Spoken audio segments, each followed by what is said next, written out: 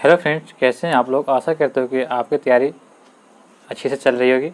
दोस्तों, इस वीडियो में जो है आज हम लोग जो है टीचर एग्ज़ाम क्रैक सीरीज देखने वाले हैं। इसमें टेस्ट नंबर जो है आज जो है 11 को डिस्कस करेंगे। इसमें जो है 20 प्रैक्टिस सेट दिए गए हैं, जो कुल 120 प्रश्न दिए गए और 120 अंक के। चलिए दोस्तों, आज के हम सेशन को शुरू करते हैं। आपको ये वीडियो अच्छा लगा हो तो आप हमारे चैनल पर नए होंगे तो चैनल को सब्सक्राइब करना ना भूलिएगा और वीडियो के लिंक के ग्रुप में ज़रूर शेयर कीजिएगा। चलिए दोस्तों, आज के सेशन को शुरू करते हैं। यहूदियों के धार्मिक अध्याय को क्या कहा जाता है? तो यहूदियों के जो धार्मिक अध्याय को क्या कहते थे, तो इससे जो है मूसा संहिता या तोहर कहा जाता है। ऑप्शन नंबर 20 का राइट आंसर होगा। तोहर जो है मूसा संहिता यहूदियों के धर्म या धार्मिक अध्याय है। ऑप्शन नंबर 20 का राइट आंसर हो जाएगा। एक गैलरी ऑफ द रॉक्सल पुस्तक के लेखक कौन है? तो गैलरी ऑफ द रॉक्सल पुस्तक के लेखक कौन है? तो इसकी पुस्तक के लेखक हैं रस्किन बॉन्ड। ऑप्शन नंबर 20 का राइट आंसर होगा।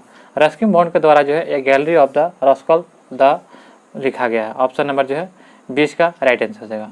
और नंती राय के द्वारा देखा जाए तो the God of small thing लिखा गया है। और जो है विक्रम सेठ के द्वारा देखा जाए तो द गोल्डन गेट लिखा गया है। और जो टोनी मॉरिसन के द्वारा देखा जाए तो लिखा गया कौन सी पुस्तक? तो द ब्लूएस्ट आई लिखा गया है। अगला प्रश्न देखते हैं कि मुकुंद पद्मनाभम के बाद समाचार पत्र द हिंदू के संपादक कौन थे? तो इसके बाद जो थे सुरेंद्रनाथ बत्त थे। सुरेश नाम बत्त जो थे यह जो थे मुकुल पद्मनाभ के बाद समाचार पत्र के द हिंदू के संपादक सुरेंद्र नाम बत्त थे। ऑप्शन नंबर 6 का राइट आंसर हो जाएगा। बिहार दिवस का क्या महत्व है जो हर वर्ष 22 मार्च को मनाया जाता है? तो इसका जो मुख्य महत्व क्या हो जाएगा? तो 1912 में बिहार के बंगाल प्रेसिडेंसी से अलग होने की याद में मनाया जाता है। ऑप्शन नंबर 6 का राइट आंसर हो जाएगा। गंधार कला किस शाखा के अंतर्गत अस्तित्व में आया था? तो गंधार कला किस शाखा के अंतर्गत अस्तित्व में आई थी? तो यह आपका आया था महायान शाखा में। ऑप्शन नंबर 20 का राइट आंसर हो जाएगा। गंधार कला जो है यह महायान शाखा के अंतर्गत अस्तित्व में आया था। निम्नलिखित में से कौन सा जोड़ा गलत है? यहाँ पे बताना है कि कौन सा जोड़ा यहाँ पे गलत है। तो हेनसंग चीनी यात्री था। इब्न बतूता मोरक्को का यात्री था। मेगासिन यह ग्रीस यात्री था। फाहियान यह मलेशिया का था। यह गलत है। फाहियान जो था एक चीनी यात्री था। कहाँ का यात्री था? तो चीनी यात्री था, याद रखिएगा। तो ऑप्शन नंबर 4 इसका राइट आंसर हो जाएगा। किस शताब्दी में दिल्ली के कुतुब मीनार का निर्माण हुआ था? तो कुतुब मीनार का निर्माण देखा जाए तो दिल्ली के जो है यह 12वीं शताब्दी के अंतर्गत हुआ था, जिसका कुतुब मीनार के नींव रखा था कुतुबुद्दीन ऐबक ने और इसे पूरा करवाया था किसने? तो इल्तुतमिश ने करवाया था। तो ऑप्शन नंबर 1 का राइट आंसर हो जाएगा। सिख गुरु जिन्होंने जफरनामा को फारसी में लिखा था, तो जफरनामा को फारसी में लिखने वाले सिख गुरु कौन थे? तो गुरु गोविंद सिंह। जफरनामा था विजय पत्र होता है जो गुरु गोविंद सिंह द्वारा मुगल शासक औरंगजेब को जो 1705 में लिखा गया था। ऑप्शन नंबर 6 का राइट आंसर हो जाएगा। बिहार राज्य पर्यटन विकास निगम की टैगलाइन क्या है? तो बिहार राज्य पर्यटन निगम विकास निगम की टैगलाइन क्या है? तो आपका इसका राइट आंसर होगा ऑप्शन नंबर 6 हो जाएगा, विशफुल बिहार। विशफुल बिहार जो बिहार राज्य पर्यटन विकास निगम टैगलाइन का टैगलाइन है, विशफुल बिहार हो जाएगा। ऑप्शन नंबर जो है 6 का राइट आंसर हो जाएगा। स्वतंत्र सिख राज के संपादक कौन थे? संस्थापक कौन थे? तो स्वतंत्र सिख राज के संस्थापक देखा जाए तो यह कहा जाता है किसको? महाराणा रंजीत सिंह को। ऑप्शन नंबर 4 इसका राइट आंसर हो जाएगा। स्वतंत्र सिख राज के संस्थापक महाराणा रंजीत सिंह थे। इन्हें सिख राज को जो सरकार ए खालसा के नाम से भी जाना जाता है। संग्रहालय और उनके स्थान को मिलान करना, चलिए इसको मिलान करते हैं। आशुतोष संग्रहालय, तो आशुतोष संग्रहालय जो कहाँ है? तो यह कोलकाता में हो जाएगा, आपका कोलकाता हो जाएगा। प्रिंस ऑफ वेल्स संग्रहालय, तो यह जो है आपका मुंबई में हो जाएगा। प्रिंस ऑफ वेल्स संग्रहालय मुंबई में। केलियो संग्रहालय, तो केलियो संग्रहालय जो है गुजरात के अहमदाबाद में हो जाएगा। और जो है राजा केलकर संग्रहालय तो यह हो जाएगा महाराष्ट्र के पुणे में हो जाएगा, यानी 4। तो आपका इसका राइट आंसर क्या हो जाएगा? तो ऑप्शन नंबर बी हो जाएगा, 3, 1, 2, 4। निम्नलिखित में से कौन सा युद्ध भारत में फ्रांसीसियों के निर्णायक युद्ध साबित हुआ था? तो फ्रांसीसियों के भारत में निर्णायक युद्ध साबित हुआ था यह वांडीवास का युद्ध जब हुआ था 1760 में, उसी को जो है फ्रांसीसी के लिए निर्णायक युद्ध साबित हुआ था। ऑप्शन नंबर 1 का राइट आंसर, वांडीवास का युद्ध।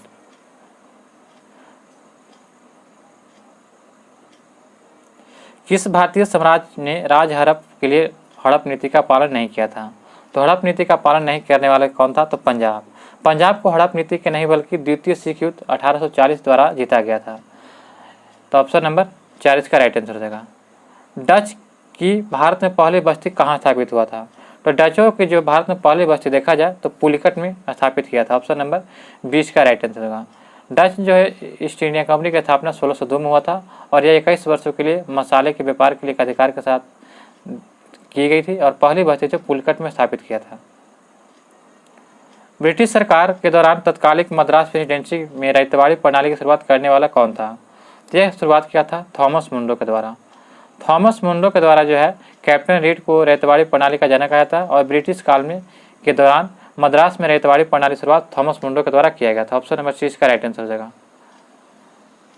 अगला प्रश्न दिया गया कि द्वितीय गोलमेज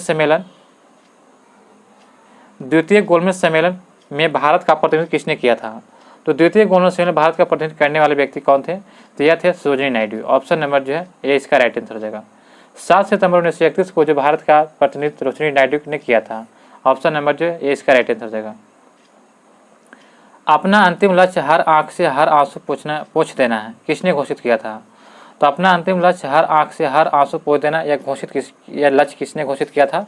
तो यह था आपका राइट आंसर होगा जवाहरलाल नेहरू। अपना अंतिम लक्ष्य हर आंख से हर आंसू पोंछना यह वक्तव्य जो था पंडित जवाहरलाल नेहरू ने दिया था। ऑप्शन नंबर जो है ये इसका राइट आंसर हो जाएगा। निम्नलिखित में से कौन सा सही मिलान है? यहाँ पे बताना कि सही मिलान कौन सा हो जाएगा। तो यहाँ पे सही मिलान सही करना है तो हाँ आपका यहाँ पे राइट आंसर क्या हो जाएगा? तो ऑप्शन नंबर सी भारतीय राष्ट्रीय सेना यह सुभाष चंद्र बोस का सही मिलान है। ऑप्शन नंबर जो है सी इसका राइट आंसर होगा। असहयोग आंदोलन जो हो जाएगा महात्मा गांधी। स्वदेश आंदोलन जो हो जाएंगे आपके सुरेंद्र नाथ बनर्जी हो जाएंगे। स्वदेश आंदोलन सुरेंद्र नाथ बनर्जी। और जो है स्वराज पार्टी जो है ये चित्तरंजन दास हो जाएंगे। अगला प्रश्न देखते हैं किस वर्ष भारतीय राष्ट्रीय कांग्रेस उदारवादी और उग्रवादी विभाजित हो गए थे? तो ये देखा जाए तो ये विभाजित हुए थे 1907 के जो है कांग्रेस अधिवेशन में। ऑप्शन नंबर जो है ये इसका राइट आंसर होगा। 1907 के जो है भारतीय राष्ट्रीय कांग्रेस का सूरत में अधिवेशन हो रहा था उसी समय नरम दल और गरम दल में विभाजित हो गए थे। इसकी अध्यक्षता उस समय कौन कर रहे थे? तो रास बिहारी बोस कर रहे थे। गांधी जी का प्रिय गीत वैष्णव जन के किसने लिखा था? तो गांधी जी का प्रिय गीत वैष्णव जन ते किसने द्वारा लिखा गया था? तो यह आपका लिखा गया था आपका राइट आंसर का option number A Narsinh Mehta के द्वारा। ऑप्शन नंबर ए इसका राइट आंसर हो जाएगा। निम्नलिखित में से पृथ्वी से कौन से खगोलीय पिंड की दूरी सबसे अधिक है? तो निम्नलिखित में से पृथ्वी से कौन से खगोलीय पिंड की दूरी सबसे अधिक है? तो आपका इसका राइट आंसर होगा नेपच्यून की। ऑप्शन नंबर सी इसका राइट आंसर हो जाएगा। नेपच्यून की जो खगोलीय दूरी सबसे अधिक है। सौर मंडल में देखा जाए तो 8 ग्रह है जो 8 उपग्रह है जो खगोलीय पिंड की वरुण जो है नेपच्यून की दूरी सबसे अधिक है। तो ऑप्शन नंबर सी का राइट आंसर हो जाएगा। गोबी मरुस्थल विश्व का सबसे बड़ा मरुस्थल है। इसका एक भाग निम्नलिखित में से किस देश में आता है? तो गोबी मरुस्थल जो है मंगोलिया में स्थित है। ऑप्शन नंबर सी का राइट आंसर हो जाएगा। 22 का आपका राइट आंसर सी हो जाएगा। गोबी मरुस्थल विश्व का सबसे बड़ा मरुस्थल है जो चीन में उत्तरी तथा मंगोलिया दक्षिणी भाग में मध्य स्थित है। ऑप्शन नंबर सी का राइट आंसर हो जाएगा। विश्व का सबसे बड़ा महाद्वीप कौन सा है? तो विश्व का सबसे बड़ा महाद्वीप सभी लोग जानते हैं कि यह कौन सा है? तो एशिया महाद्वीप है जो विश्व के कुल जो है 30% क्षेत्रफल घेरे हुए है। तो ऑप्शन नंबर 4 इसका राइट आंसर हो जाएगा। निम्नलिखित में से किस राज्य में पश्चिमी विक्षोभ के कारण वर्षा होती है? तो पश्चिमी विक्षोभ के कारण वर्षा जो होती है यह पंजाब में। ऑप्शन नंबर जो है ये इसका राइट आंसर हो जाएगा। पश्चिमी तथा पूर्वी घाटों में पर्याप्त वर्षा होती है जबकि दक्कन के पठार में बहुत कम वर्षा होती है। इसका कारण क्या है?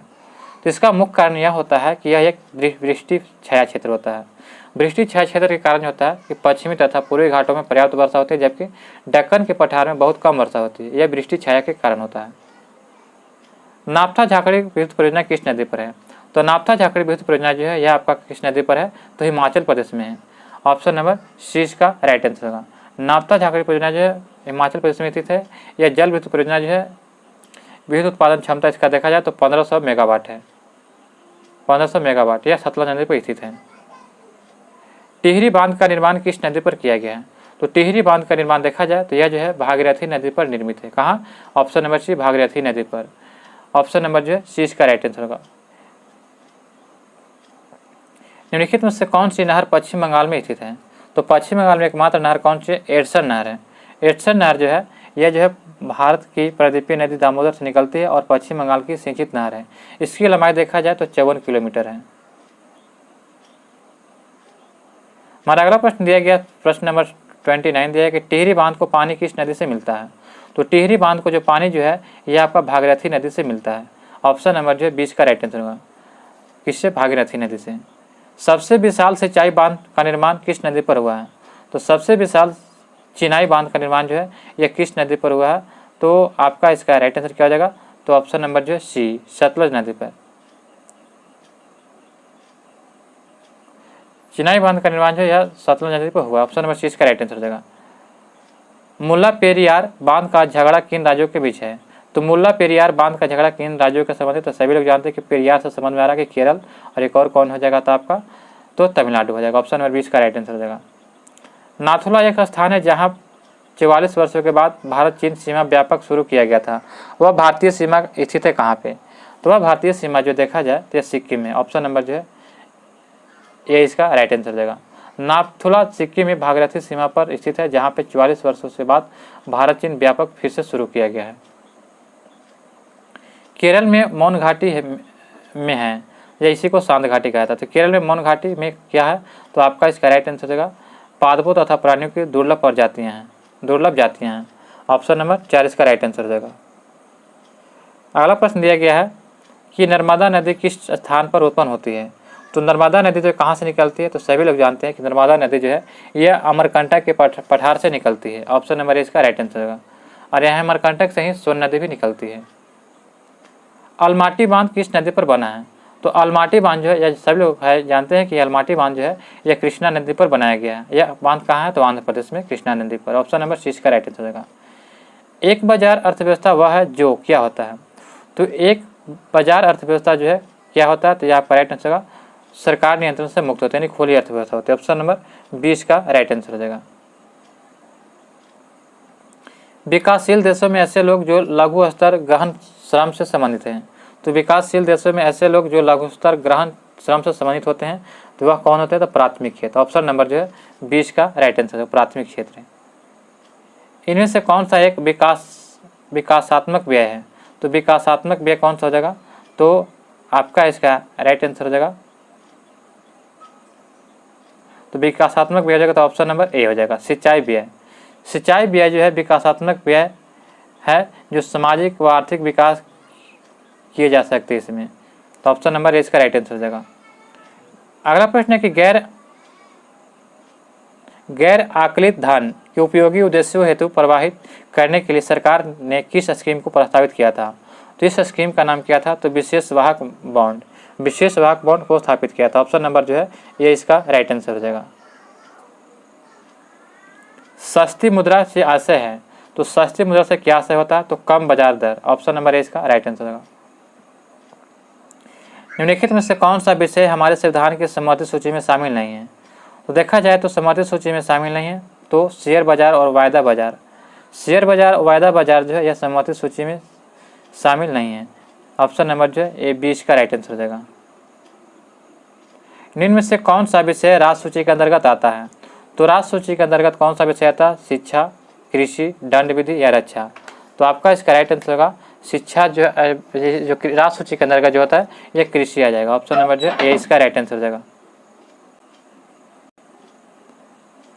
हमारा अगला प्रश्न दिया गया कि निम्न में से कौन संघ सूची में शामिल नहीं है। तो संघ सूची में शामिल नहीं है तो यह जाएगा मजदूर संघ।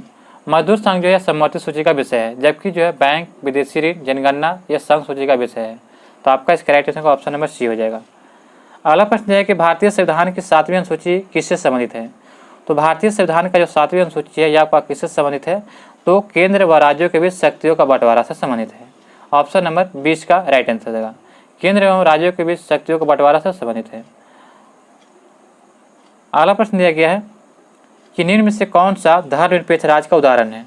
तो धर्मनिरपेक्ष राज्य का उदाहरण कौन सा हो जाएगा। तो राज्य का अपना कोई धर्म नहीं होगा। तो ऑप्शन नंबर इसका राइट आंसर, उसी को जो है धर्मनिरपेक्ष राज्य कहा जाता है। विश्व का पहला ऊंट अस्पताल कहाँ, किस शहर में स्थित है। तो विश्व का पहला ऊंट अस्पताल जो है कहाँ पे खोला गया है। तो यह जो है दुबई में खोला गया है। ऑप्शन नंबर जो है 4 इसका राइट आंसर हो जाएगा। निम्नलिखित में से कौन सा विषय समर्थित सूची में शामिल है। तो समर्थित सूची में शामिल कौन सा हो जाएगा। तो व्यापार संघ। व्यापार संघ जो समर्थित सूची का विषय है, जबकि कृषि, पथकर तथा मंडिया सब जो है राज्य सूची का विषय है। भारतीय संविधान की 7वीं अनुसूची में वर्णित विकलांग और बेरोजगारी को राहत जो है किस सूची के विषय है? तो भारतीय संविधान की 7वीं अनुसूची में वर्णित जो विकलांग और बेरोजगार जो है ये आपका किस सूची के अंतर्गत आता है? तो राज सूची के अंतर्गत। ऑप्शन नंबर जो है 20 का राइट आंसर है, राज सूची का अंतर्गत आता है। भारतीय संविधान की 7वीं अनुसूची में वर्णित शोध अक्षमता और जो है दिवाला यह किस सूची का विषय है? तो शोध अक्षमता और दिवाला जो है यह आपका सूची आता है समवर्ती सूची का अंतर्गत, यानी केंद्र और राज्य दोनों हो जाएगा। ऑप्शन नंबर 40 का राइट आंसर हो जाएगा। नेक्स्ट प्रश्न है कि सरकार में अंतिम निर्णय लेने की शक्ति जनता द्वारा चुने गए लोगों में निहित होता है। तो किस में होता है? तो यह होता है आपका लोकतांत्रिक सरकार में। लोकतांत्रिक सरकार में जो होता है कि अंतिम निर्णय लेने की शक्ति जो है जनता द्वारा चुने गए लोगों में निहित होता है। ऑप्शन नंबर 40 का राइट आंसर हो जाएगा। एक बम चांद पर विस्फोट होता है तो पृथ्वी पर उसकी ध्वनि सुनाई देगी। तो ये मत समझना कि पृथ्वी पर उसकी ध्वनि सुनाई देगी, क्योंकि जो वहाँ पे जो निर्वात होता है तो वो कभी सुनाई नहीं देगी। तो ऑप्शन नंबर 40 का राइट आंसर हो जाएगा। किसी आदर्श गैस के कणों की औसत गति ऊर्जा समानुपाती होता है किसके?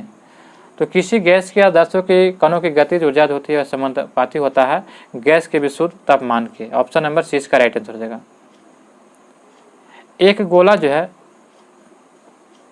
एक गोला समान ऊंचाई के दो भिन्न अवनत सतहों पर विभिन्न कोणों से लुढ़कते हुए नीचे की ओर आता है, तो ऐसा क्या करता है? तो यह ऐसा करता है क्यों? तो इसका कारण होता है कि समान गति के साथ। ऑप्शन नंबर 20 का राइट आंसर होगा।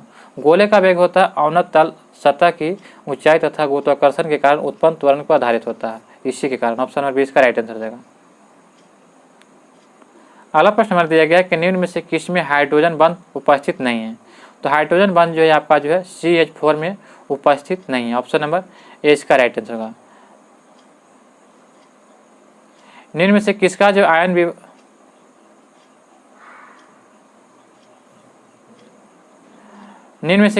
आयन विभव सबसे कम होता है? तो आयन विभव देखा जाए तो सबसे कम जो है CS का होता है, क्योंकि जो सीजियम जो होता है परमाणु में 72 कक्षा का इलेक्ट्रॉन नाभिक से सबसे दूर स्थापित होता है, अतः सीजियम परमाणु के 72 कक्षा से इलेक्ट्रॉन को विस्थापित करने के लिए जो है बहुत कम ऊर्जा की आवश्यकता होती है, इसीलिए जो है सीजियम का आयन विभव सबसे कम होता है। तो ऑप्शन नंबर 20 का राइट आंसर हो जाएगा। आधुनिक आवास सारणी में निम्न में से किसका स्थान उचित रूप से व्यवस्थित नहीं है? तो आधुनिक आवास सारणी में निम्न में से किसका स्थान उचित रूप से व्यवस्थित नहीं है? तो आपका इसका राइट आंसर हो जाएगा अंतःसंक्रमणीय तत्व का। ऑप्शन नंबर 20 का राइट आंसर हो जाएगा। युग्मक या कपलिंग तथा विकर्षण यानी कि रिपल्सन ये दोनों किसकी अवस्थाएं हैं? तो ये दोनों जो है ये किसकी अवस्थाएं हैं? तो आपका इसका राइट आंसर क्या हो जाएगा? तो ऑप्शन नंबर जो है ये इसका राइट आंसर होगा लीकेज का। आरएनए में थायमिन के साथ क्या उपस्थित होता है? तो आरएनए में जो थायमिन के साथ जो है यूरेसिन उपस्थित होता है। ऑप्शन नंबर सी इसका राइट आंसर हो जाएगा।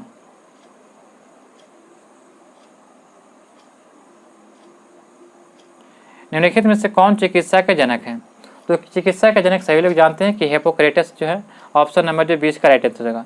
हिप्पोक्रेटस ग्रीक शरीर विज्ञान के थे जो जिन्होंने चिकित्सा जनक आया था। हिप्पोक्रेटस ने सर्वप्रथम बीमारियों को उनके लक्षणों के आधार पर वर्गीकृत करके क्षीण, तीव्र, स्थानिक तथा महामारी के रूप में बताया था। ऑप्शन नंबर 20 का राइट आंसर हो जाएगा। थॉमस ग्रंथि से स्रावित हार्मोन क्या नाम है? तो थॉमस ग्रंथि से स्रावित हार्मोन को क्या नाम दिया गया है? तो इसका नाम दिया गया आपका थाइमोसिन। ऑप्शन नंबर 40 का राइट आंसर हो जाएगा। ब्रिटिश सरकार और महात्मा गांधी के मत सन 1932 में हस्ताक्षरित पूना समझौता में प्रावधान था। इसमें प्रावधान क्या किया गया था? तो इसमें प्रावधान दिया गया था कि हरिजनों के लिए आरक्षण सहित संयुक्त निर्वाचित क्षेत्र। ऑप्शन नंबर 40 का राइट आंसर हो जाएगा। ऑप्शन नंबर जो 40 का राइट आंसर हो जाएगा। इसमें 24 सितंबर 1932 को जो पुणे में इरवादा सेंट्रल जेल में महात्मा गांधी एवं भीमराव अम्बेडकर के बीच पूना समझौता हुआ था। इस समझौते पर हस्ताक्षर गांधी जी के सहयोगी एवं भीमराव अम्बेडकर ने किए थे। इसमें हरिजनों के लिए देखा जाए तो 147 सीटें प्रांतीय विधानमंडल में आरक्षित कर दिया गया था। ऑप्शन नंबर 40 का राइट आंसर हो जाएगा। बिहार में लौंगी भुइयां जिससे दूसरा माउंटेन मैन भी कहा जाता है किस जिले में है? तो यह जो है आपका हो जाएगा किस जिले में? तो बांका जिले में। 1300 जो है यहाँ पे जो बिहार में लौंगी भुइयां जिससे दूसरे माउंटेन मैन भी कहा जाता है किस जिले में? तो बांका में। बिहार के गया जिले में लौंगी भुइयां नाम के एक किसान ने 30 वर्ष की कड़ी मेहनत के बाद 3 किलोमीटर लंबी नहर का निर्माण किया था। लौंगी भुइयां दूसरा माउंटेन मैन में इसे कहा जाता है। तो ऑप्शन नंबर जो है इसका राइट आंसर हो जाएगा। ऑप्शन नंबर 4 हो जाएगा दोस्तों, गया हो जाएगा। अगला प्रश्न दिया गया है कि बिहार के कर्नाटक वंश के शासक हरीश सिंह देव को पराजित करने वाला सुल्तान कौन था? तो बिहार के कर्नाटक वंश के शासक हरीश सिंह देव को पराजित करने वाला सुल्तान कौन था? तो उस सुल्तान का नाम क्या था? तो गयासुद्दीन तुगलक ने। गयासुद्दीन तुगलक ने जो है 1324 में जो है बंगाल अभियान से जो है वापसी पर गयासुद्दीन तुगलक ने बिहार के कर्नाटक वंश में सम्राट हरीश सिंह को पराजित किया था। ऑप्शन नंबर जो 20 का राइट आंसर हो जाएगा। सूची 1 सूची 2 को यहाँ पे मिलान करें। चलिए मिलान करते हैं। दिया गया कि सूरत विभाजन, तो सूरत विभाजन ये कब हुआ था? तो ये 1907 में हुआ था। कब? 1907 में। आने की हो जाएगा 4 हो जाएगा। सांप्रदायिक जो है अधिनिर्णय कब हुआ था? तो 1932 में हुआ था। कब? 1932 में। तो यानी कि बी का हो जाएगा 3 हो जाएगा। सर्वदलीय सम्मेलन यह कब हो किया गया था? तो सर्वदलीय सम्मेलन 1928 में किया गया था। आने की जो है सी हो जाएगा 2 हो जाएगा। और पूर्ण स्वराज का संकल्प जो है यह कब किया गया था? तो यह 1929 में किया गया था। यानी कि इसका 4 हो जाएगा। तो आपका इसका राइट आंसर क्या हो जाएगा? तो ऑप्शन नंबर बी हो जाएगा। 4 3 2 1 ऑप्शन नंबर 20 का राइट आंसर हो जाएगा। अगला प्रश्न दिया गया है कि बिहार क्षेत्र में सर्वप्रथम कौन आए थे? तो बिहार के क्षेत्र में सर्वप्रथम आने वाले कौन थे? तो आपका इसका राइट आंसर हो जाएगा ऑप्शन नंबर सी। सबसे पहले पुर्तगाली आए थे। सबसे पहले पुर्तगाली जो 1498 में वास्को डी गामा आया था। कहाँ आया था? तो केरल के कालीकट बंदरगाह पर आया था। तो आपका इसका अगला प्रश्न दिया गया है कि निम्नलिखित घटनाओं को सही क्रम बताना है। तिलक जो होम रूल लीग की स्थापना कब किए थे?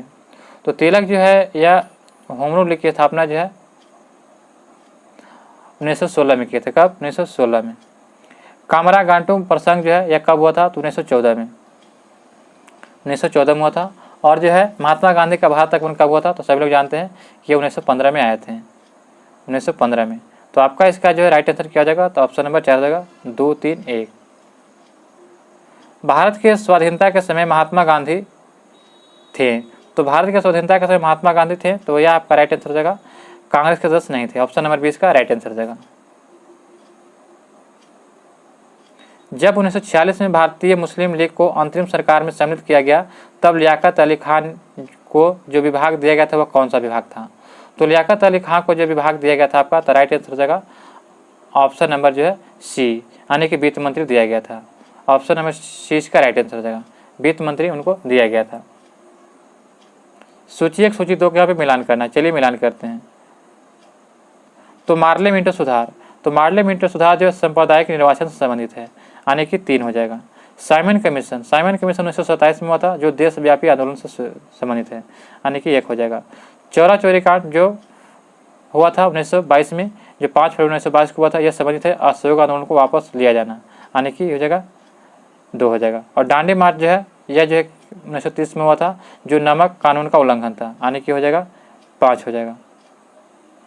तो आपका इसका राइट आंसर क्या हो जाएगा? तो ऑप्शन नंबर 4 हो जाएगा। 3 1 2 5। यहाँ पर भी सूची 1 सूची 2 को मिलान करें। चलिए इसको मिलान करते हैं। 70 में दिया गया सूची 1 सूची 2 को मिलान करना है। तो बटलर समिति का रिपोर्ट, यह जो है भारतीय राज्यों और सर्वोच्च शक्ति के बीच संबंध था। भारतीय राज्यों और सर्वोच्च शक्ति के बीच संबंध, यानी कि 1 का 2 हो जाएगा। हार्टोग समिति रिपोर्ट, तो हार्टोग समिति रिपोर्ट यह 1929 में आया था। ये ब्रिटिश भारत में शिक्षा और वृद्धि की प्रगति के लिए संभावनाएं थी, यानी कि जो है ये हो जाएगा 4 हो जाएगा। और जो हंटर जांच समिति, ये हंटर जांच समिति 1919 के जालियांवाला बाग से संबंधित था, तो जो ये हो जाएगा आपका 1 हो जाएगा। और जो मूडी मैन समिति रिपोर्ट, तो मूडी मैन समिति रिपोर्ट जो 1924 में आया था, तो यह मॉन्टेग्यू चेम्सफोर्ड सुधार से संबंधित था, यानी कि 3 हो जाएगा। तो आपका इसका राइट आंसर होगा ऑप्शन नंबर इसका राइट आंसर होगा 4 हो जाएगा। 2 4 1 3। यहाँ पे फिर दिया गया मिलान करने के लिए दोस्तों, यहाँ पे थोड़ा मैनेज करिएगा, प्रश्न छोटा हो गया। यहाँ राष्ट्रीय उद्यान दिया गया और जिला दिया गया है, तो सम्मिलित करना है इसको। तो राष्ट्रीय मरु उद्यान, तो राष्ट्रीय मरु उद्यान जो है जैसलमेर बाड़मेर में है। कहाँ? जैसलमेर बाड़मेर में। ये हो जाएगा 3 हो जाएगा। तो ताल छापर जो है यह जो है कहाँ राष्ट्रीय उद्यान है? तो ताल छापर राष्ट्रीय उद्यान आपको हो जाएगा चूरू में, यानी कि 4 हो जाएगा। और जो फुलवारी किनाल राष्ट्रीय उद्यान अभ्यारण्य कहाँ है? तो यह आपका हो जाएगा, यानी कि फुलवारी किनाल जो है उदयपुर हो जाएगा, यानी कि सी का 1 हो जाएगा। और जो बंध वारेठा जो है यह राष्ट्रीय उद्यान कहाँ है? तो यह आपका हो जाएगा बंध वारेठा भरतपुर में। तो आपका इसका राइट आंसर होगा ऑप्शन नंबर ए हो जाएगा, यानी कि 3 4 1 2। फिर यहाँ पे जो मिलान करने के लिए दिया गया तो बांदीपुर राष्ट्रीय पार्क दिया गया और वन्यजीव अभयारण्य दिया गया। तो बांदीपुर जो सभी लोग जानते हैं कि यह जो है बाघ अभयारण्य के लिए, किस लिए, तो बाघ अभयारण्य हो जाएगा, तो आने की 1 हो जाएगा। और जो काजीरंगा जो असम के लिए जो किस लिए प्रसिद्ध है, तो एक श्रृंग के गेंडा के लिए, आने की 3 हो जाएगा। सुंदरवन जो है यह किस लिए प्रसिद्ध है, तो यह जैव मंडल बाघ अभयारण्य के लिए, जैव मंडल बाघ अभयारण्य के लिए। और जो सिमलीपाल जो है यह किस लिए प्रसिद्ध है, तो यह जो सिमलीपाल आपका हो जाएगा हाथी अभयारण्य के लिए, यानी कि 2 हो जाएगा। तो आपका इसका राइट आंसर हो जाएगा ऑप्शन नंबर बी 1, 3, 4, 2। हमारा प्रश्न अगला दिया गया है कि यदि जल प्रदूषण इसी गति से होता रहा तो अंतयोगत्वा क्या होगा। तो ये आपका इसका राइट आंसर होगा जलीय जीवन के लिए ऑक्सीजन अनुपलब्ध हो जाएंगे। यदि जल प्रदूषण इसी गति से होता रहा तो अंतयोगत्वा हो जाएगा कि जलीय जीवन की ऑक्सीजन अनुपस्थित हो जाएंगे। ऑप्शन नंबर 4 इसका राइट आंसर हो जाएगा।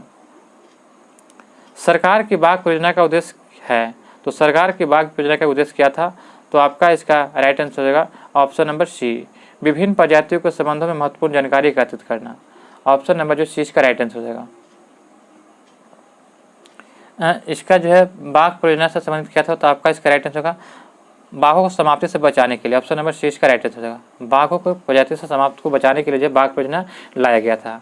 ऑप्शन नंबर जो है सी इसका राइट आंसर। बाघ परियोजना जो है कब लाया गया था, तो यह जो है 1 अप्रैल 1973 को लाया गया था। अगला प्रश्न है कि मैदानों में पारिस्थितिकी संतुलन के कायम रखने हेतु आवरण का न्यूनतम प्रतिशत क्या है। तो आवरण का न्यूनतम प्रतिशत हो जाएगा आपका 33%। 33% भाग में जो वन होना बहुत आवश्यक होता है संतुलन बनाए रखने के लिए। ऑप्शन नंबर सी इसका राइट आंसर होगा। पारिस्थितिकी तंत्र की संकल्पना को प्रतिपादित किसने किया था, तो पारिस्थितिकी तंत्र की संकल्पना को जो है यह ए.जी. टाउंसले के द्वारा प्रतिपादित किया गया था। यह कब किया गया था, 1935 में, ए.जी. टाउंसले के द्वारा। पारिस्थितिकी के जनक किसे कहा जाता है, तो पारिस्थितिकी के जनक पूछेगा तो अर्नेस्ट हैकेले को कहा जाता है। ऑप्शन नंबर जो है ये इसका राइट आंसर होगा, अर्नेस्ट हैकेले को। जीवमंडल आरक्षित परिरक्षित क्षेत्र है, तो यह आपका हो जाएगा आनुवांशिक विभिन्नता के कारण, आनुवांशिक विभिन्नता के जीवमंडल आरक्षित परिरक्षण क्षेत्र है। ऑप्शन नंबर 4 इसका राइट आंसर हो जाएगा। जलीय पर्यावरण में डीडीटी सांद्रण के आकलन के आधार पर आहार श्रृंखला में प्रदूषण का स्तर निम्नलिखित अनुक्रम में बढ़ाता है। तो यह किस अनुक्रम में बढ़ाता है, तो यह आपका जल पादप, घोंघा और मछली और पक्षी हो जाएगा। ऑप्शन नंबर 20 का राइट आंसर हो जाएगा। किस नगर के प्रदूषण करने वाले उद्योगों को प्राकृतिक गैस आधारित प्रौद्योगिकी में सर्वोच्च न्यायालय के आदेशानुसार परिवर्तित करना होगा, तो यह आपका परिवर्तित करता है ऑप्शन नंबर बी आगरा में। आगरा में जो है यह प्रदूषण न करने वाला उद्योगों को प्राकृतिक गैस आधारित औद्योगिक में सर्वोच्च न्यायालय के आदेशानुसार परिवर्तित करना होगा। ऑप्शन नंबर 20 का राइट आंसर हो जाएगा। उत्तर प्रदेश के में स्थित आगरा नगर महान मुगल सम्राट शाहजहां द्वारा निर्मित ताजमहल में के लिए प्रसिद्ध है, जो विश्व में एक अनुपम धरोहर है। तो ऑप्शन नंबर जो है 20 का राइट आंसर हो जाएगा। निम्न में से कौन सा ओजोन परत के रिक्तीकरण के लिए उत्तरदायी नहीं है, तो ओजोन परत के लिए रिक्तीकरण के लिए उत्तरदायी नहीं हो जाएगा तो नाइट्रस ऑक्साइड। ऑप्शन नंबर जो 4 इसका राइट आंसर हो जाएगा। जबकि प्रतिशत प्रयुक्त में होने वाला CFC उत्तरदायी है, विलायक के रूप में प्रयुक्त मेथिल क्लोरोफॉर्म उत्तरदायी है, और अग्निशामक में जो प्रयुक्त हेलोन 12-11 भी उत्तरदायी है, लेकिन नाइट्रस ऑक्साइड जो है यह ओजोन परत के रिक्तीकरण के लिए उत्तरदायी नहीं है। नेक्स्ट प्रश्न है कि निम्नलिखित में से कौन एक पारिस्थितिकी तंत्र पृथ्वी में सर्वाधिक क्षेत्र में फैला हुआ है, तो पृथ्वी के सर्वाधिक क्षेत्र में देखा जाए तो समुद्रिक फैला हुआ। ऑप्शन नंबर जो है 4 इसका राइट आंसर होगा। यह जो लगभग 70.78% भाग में फैला हुआ, तो ऑप्शन नंबर 4 इसका राइट आंसर हो जाएगा। निम्नलिखित में से कौन से पदार्थ सर्वाधिक तापमान उत्पन्न करने में योगदान नहीं करता है, तो नहीं करता है पूछा गया है, तो आपका इसका राइट आंसर होगा ऑप्शन नंबर ए सल्फर तथा नाइट्रोजन के ऑक्साइड जो है इस सर्वाधिक तापमान उत्पन्न करने में नहीं करता है। सबसे ज़्यादा कौन करता है, जलवाष्प करता है, 36 से 72% करता है। उसके बाद आपका कार्बन डाइऑक्साइड हो जाएगा 9 से जो है 26% तक करता है, और मीथेन जो है आपका हो जाएगा 4 से 9% तक यह करता है तापमान करने में। निम्नलिखित में से कौन सा वायु प्रदूषण का एक जैव सूचक है, तो वायु प्रदूषण का एक जैव सूचक कौन सा हो जाएगा, तो आपका इसका राइट आंसर हो जाएगा option number B lichen. Lichen जो है वायु प्रदूषण का एक जैव सूचक है। कैसे, तो लाइकेन जो है एक थैलोफाइटा प्रकार की वनस्पति होता है जो कवक तथा शैवाल दोनों से मिलकर बनी होती है। इसमें जो होता है कि कवक तथा शैवालों का संबंध परस्पर सजीवी जैसा होता है। लाइकेन जो होता है वायु प्रदूषण के संकेतों से होते हुए जहाँ वायु प्रदूषण अधिक होता है वहाँ पे जो है लाइकेन नहीं उगते हैं, इसीलिए जो है इसे वायु प्रदूषण का जैव सूचक कहा जाता है। ऑप्शन नंबर 20 का राइट आंसर है। पारिस्थितिकी तंत्र में जैव घटकों में कौन उत्पादक घटक है, तो पारिस्थितिकी तंत्र में जैविक घटकों में कौन उत्पादक घटक हो जाएगा? तो यह आपका हो जाएगा हरे पौधे। ऑप्शन नंबर 4 इसका राइट आंसर हो जाएगा। विलुप्त होने वाले प्रजातियों की सूचीबद्ध होता है, तो विलुप्त होने वाले प्रजातियों को सूचीबद्ध होता है रेड डाटा बुक में। ऑप्शन नंबर 20 का राइट आंसर होगा। रेड डाटा बुक जो होता है यह विलुप्त होने वाले प्रजातियों के क्षेत्र में रखा जाता है। जब कहीं पे आवास में 40 से 50 वर्ष तक कोई जीव नहीं दिखाई देता है तो उससे विलुप्त प्रजाति क्षेत्र में घोषित किया जाता है। तो ऑप्शन नंबर 20 का राइट आंसर हो जाएगा। निम्नलिखित में से कौन एक किसी प्रजाति के विलोपन के लिए उत्तरदायी नहीं है?